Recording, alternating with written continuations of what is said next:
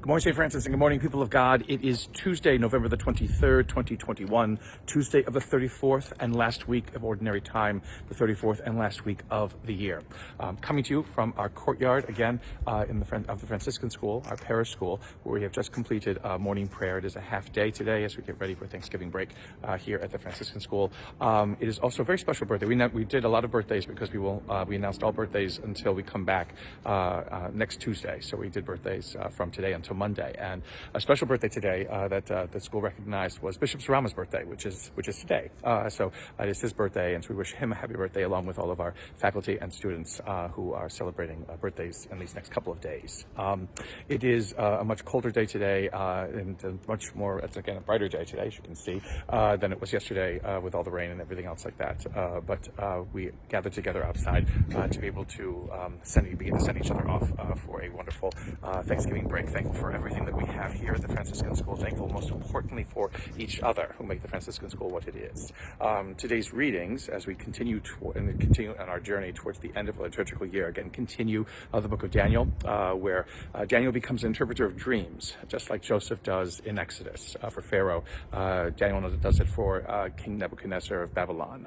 And the dream that Nebuchadnezzar has in Babylon is of a statue that is made out of various kinds of metals and clay, and the statue basically, when a stone hits it, crumbles to the ground. And Daniel interprets that basically as being, again, all the different kinds of empires and kingdoms of the world, which eventually will crumble. But the stone that initiates the crumbling of these of all these kingdoms and all of these empires is a stone that is planted then to become a great mountain, and it is the Lord's mountain, which basically withstands everything that humanity thinks is greater than it and thinks can overpower it. And Nebuchadnezzar needs to realize this, that all authority that he has comes from the God of Israel, comes from a source that he is not familiar with, a source that he does not know, and the power comes and goes, but the power that remains with God is power that lasts, power that gives life, power that withstands everything that is destructive to humanity, destructive to our lives as human beings, destructive to our futures.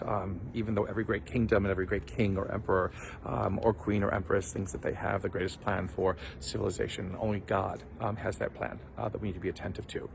Again, we hear Daniel on these days that lead to the end of our church year, so that we may reflect upon that, reflect upon what it means for us to put all that we have, all that we hope for, into God's hands, to be led into a future always a promise and of hope. Luke continues. Again, now we're in the 21st chapter. We'll hear the 21st chapter of Luke all the way to the end of our church year, which is basically a lot of predictions of the end of time and of the conclusion, the fulfillment of God's promises.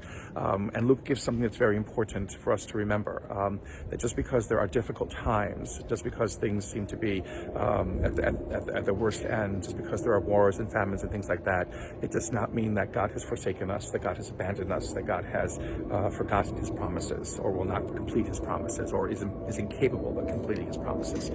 What God does is basically demonstrate these kinds of things, again, to show that this world needs to move into something new. This world needs to become something new, not to be led astray by all kinds of strange teachings, not to be led astray by all that we see happening around us that seems to mark the end, because it isn't. Because with God there is no end. There can never be an end, because that would make God not God.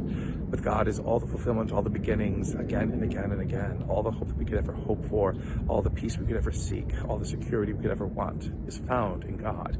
Not to be misled or distracted by the world and what happens around us that would take us away from believing that and holding it true is what we are committed to as witnesses in the world. May that commitment always give hope and strength to others. May the Lord give you his peace.